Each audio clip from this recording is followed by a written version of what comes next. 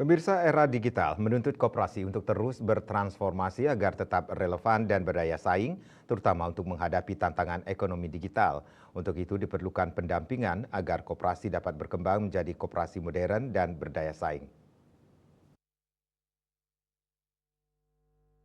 Menjawab tantangan ini, Kepala Dinas Perdagangan Perindustrian Koperasi dan UKM Disdag Perinkop UKM Kabupaten Buleleng, Dewamadi Sudiarto menyatakan pentingnya transformasi digital bagi koperasi agar lebih modern dan berdaya saing. Transformasi digital bukan hanya sekedar tren, tetapi kebutuhan.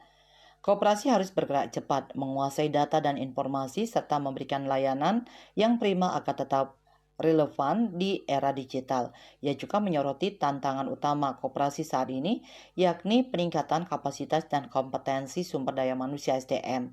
Menurutnya, koperasi harus beradaptasi dengan kemajuan teknologi dan terus mengembangkan inovasi agar dapat memberikan manfaat maksimal bagi anggotanya.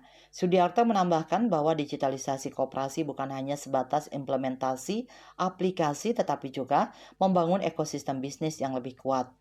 Salah satu langkah konkret yang sudah dilakukan adalah pendampingan bagi beberapa koperasi dalam menerapkan teknologi berbasis blockchain untuk meningkatkan keamanan dan transparansi data.